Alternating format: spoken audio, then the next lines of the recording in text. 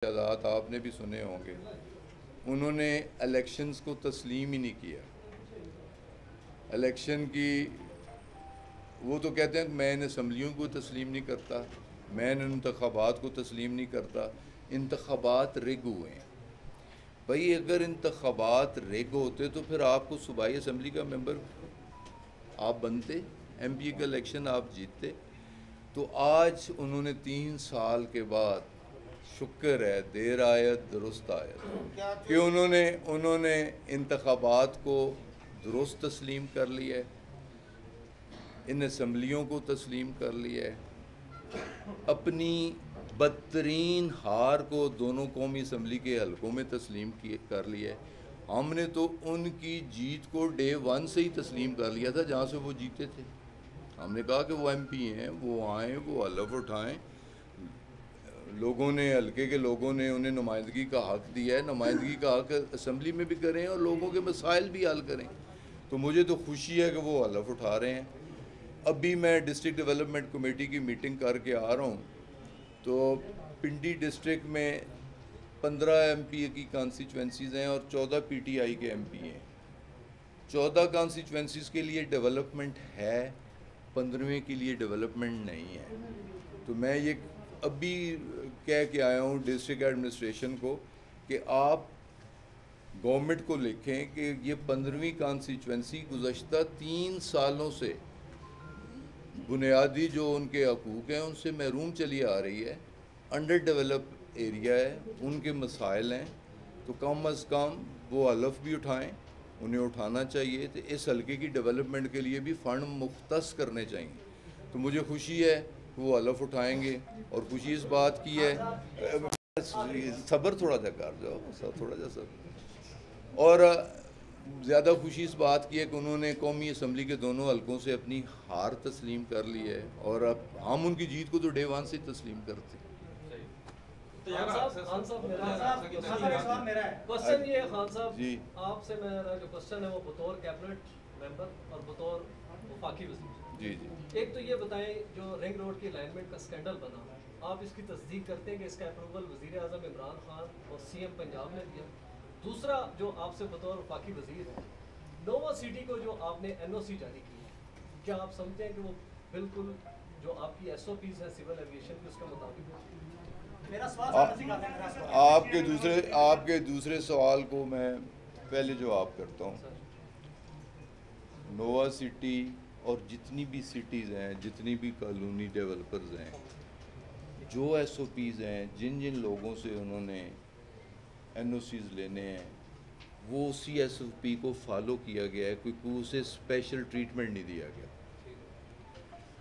29 जनवरी को उन्होंने अप्लाई किया, मुख्तलिफ उन पे क्वारीज लगी और उन्हें NOC दिया गया हाइट क्लियरेंस का कि आप 182 फीट पर जा सकते हैं, 182 वर्टिकल आप जा सकते हैं। बाकी NOC इस एरिए में मिनिस्ट्री ऑफ डिफेंस ने करना है। प्रोविजनल NOC दिया subject to the approval of ministry of defence. अभी वो NOC भी नहीं है, अभी तो मिनिस्ट्री ऑफ डिफेंस ने, वो तो उन्हें हाइट क्लियरेंस का NOC दिया गया और उसमें कोई उन्हें फेवर नहीं दी गई।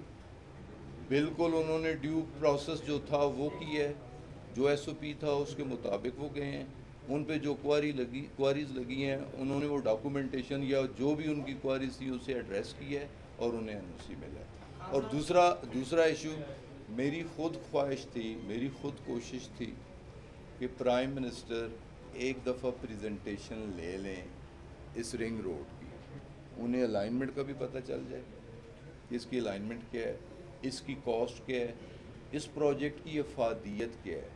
बवजह अपनी मसरूफियत के वो उसकी प्रेजेंटेशन नहीं ले सके और उन्होंने किसी किस्म की ओवरऑल, उनकी जुरिस्डिक्शन में भी नहीं है, उनके परव्यू में भी नहीं आता। ये प्रोविंशियल गवर्नमेंट ने ये प्रोजेक्ट इनिशिएट किया है, प्रोविंशियल गवर्नमेंट ने इसकी मंजूरी दी है और वो CDA का जो पोर्शन है ना, जो स्टार्टिंग पॉइंट है संजानी से, ये एक डिफरेंट प्रोजेक्ट है, इस रिंग रोड का हिस्सा नहीं है। वो मरगला हाईवे वो ऑलरेडी पहले प्रोजेक्ट अनाउंस हुआ था, प्रोजेक्ट एग्जीक्यूट हो रहा था, फिर उसमें कोई लिटिगेशन आई, वो लिटिगेशन ख़त्म हुई और एक नए सिरे से उस प्रोजेक्ट को रीअलाइन करके फिर दोबारा शुरू किए। उन्होंने अप्रूवल उस प्रोजेक्ट की दी है संजानी से आगे इस्लामाबाद के पोर्शन में। इस संजानी से लेके रवात तक जो प्रोजेक्ट है ये रिंग रोड प्रोजेक्ट है और ये प्रोविंशियल गवर्नमेंट के परव्यू में आता है। उन्होंने अप्रूवल दिया था सीएम साहब ने नहीं लाया। उसकी अप्रूवल जो हेड बनते थे सुलेमान शाह, जो प्राइवेट पर ना सुलेमान शाह साहब फाइनेंस एडवाइज़र हैं या फॉरेन इन्वेस्टमेंट एडवाइज़र हैं, उन्होंने कॉम्पिटेंट अथॉरिटी वो थे, जो कॉम्पिटेंट फोरम था उसने इसकी अप्रूवल दी। खान साहब ये बता दें, अगर चौधरी निसार हलफ लेते हैं, चौधरी निसार अच्छा निसार कर ले। अच्छा ने क्लेम किया मेरी कोई ज़मीन नहीं है वहाँ पे, एक एफआईआर निकल उनकी बहन के नाम थी वहाँ फतेह जंग में, उन्होंने इस्तीफा दिया, उसको पेश किया। किसने? जुल्फी बुखारी ने। उनकी बहन की ज़मीन निकली वहाँ से 30 कनाल वहाँ पे सकीना की। आपसे मेरा ये सवाल है कि मेरी इत्तला मुताबिक प्राइम मिनिस्टर के पास आपके बुखारी और मिस्टर फारवर्ड फ्रेंडली हैं, इनकी कन्वर्सेशन कुछ सबूत नहीं है। आपकी हर बात ठीक नहीं हो सकती और आपकी हर इतला मुसद्दक़ा नहीं हो सकती। मैं अपनी बात पे कायम हूँ।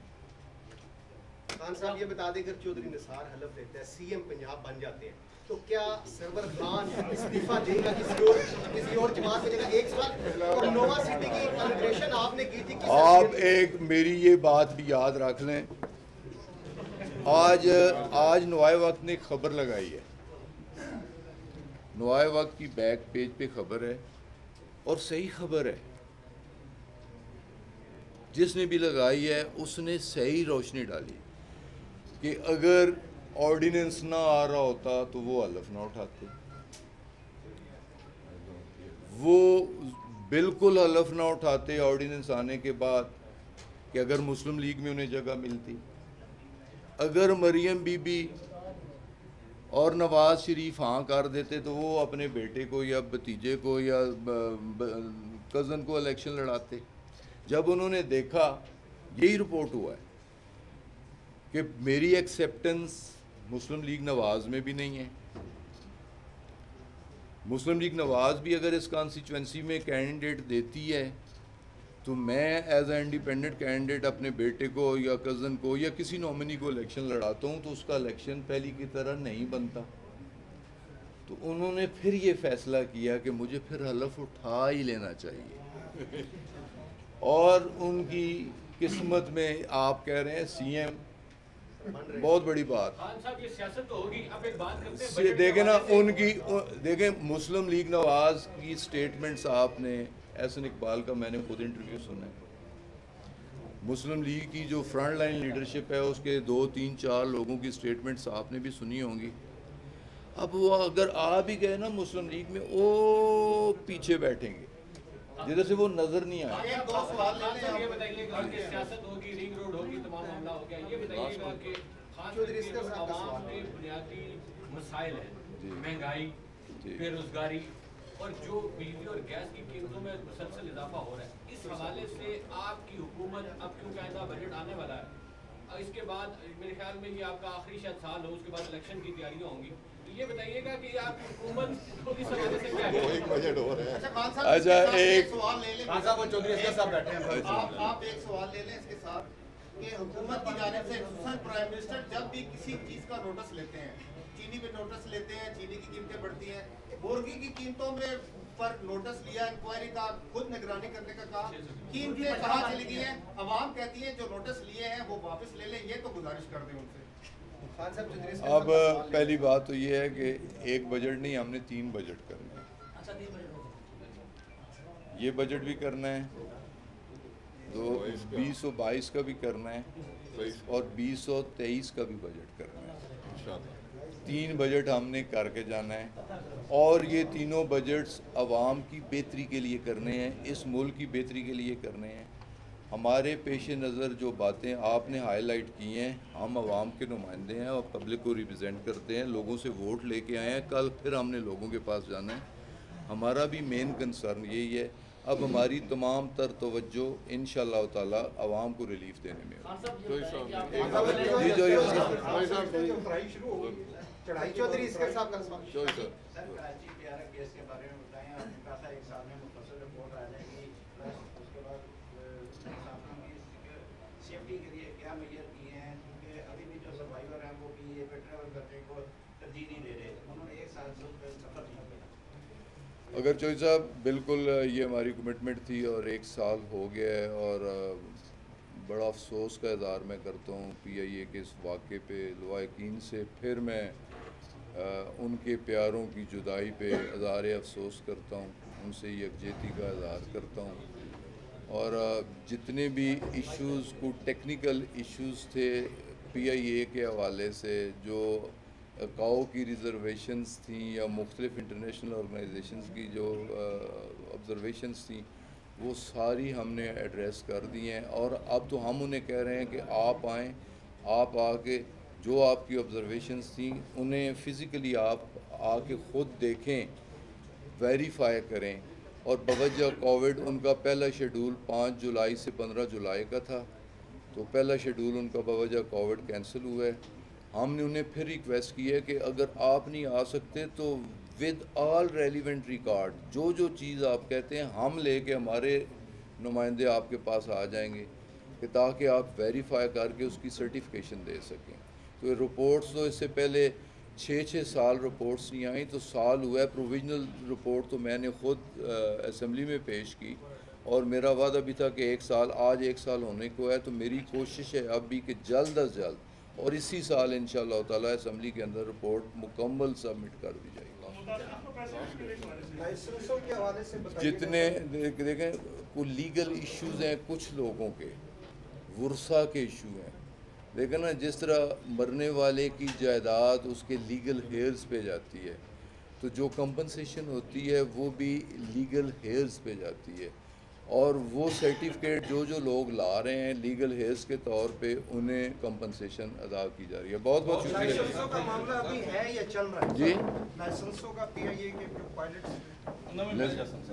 नहीं वो चल रहा है या अभी 82 के लाइसेंसेस तो कैंसिल हो गए हैं, लोगों के खिलाफ पर्चे हो गए हैं जिन्होंने गलत लाइसेंस बनाए हैं। तो अब हम लाइसेंसिंग UK की लाइसेंसिंग अथॉरिटी के साथ एक एग्रीमेंट कर रहे हैं। अब उसकी सुपरविजन और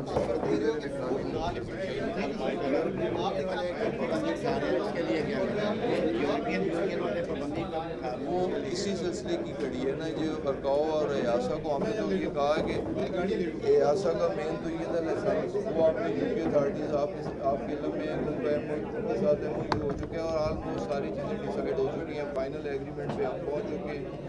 अब पेपर वो बनाएंगे और उनकी सुपरविजन में होगा, और एक सर्टन फीस पे एग्री हम कर चुके हैं, वो फीस हम उन्हें सबमिट करवाएंगे और वही लाइसेंस को वेरीफाई भी करेंगे, पेपर भी बनाएंगे और मॉनिटरिंग करने के बाद वही लाइसेंस जारी भी करेंगे। तो लाइसेंसिंग इशू जब हमारा सेटल हो जाएगा तो मेन इशू तो लाइसेंस का या टेक्निकल इशूज़ थे जो मुख्तलिफ ऑब्जर्वेशन थी उनकी, वो सेफ्टी के रिलेटेड वो एड्रेस कर सके। के बारे में क्या बताया था 82 के बारे में क्या बताया था? 82 के लाइसेंसेस तो कैंसिल हो चुके हैं, साबित हो चुके हैं कि वो जायज़ तरीके से लाइसेंसेस हासिल नहीं किए गए थे। वो साबित हो गया है कि अनफेयर मीन्स इस्तेमाल किए गए थे। उनकी इंक्वायरीज हुई, इंक्वायरीज के बाद वो लाइसेंसेस की कैंसिलेशन हो चुकी है और जिम्मेदारों के खिलाफ कार्रवाई भी हो चुकी है। अभी मेरा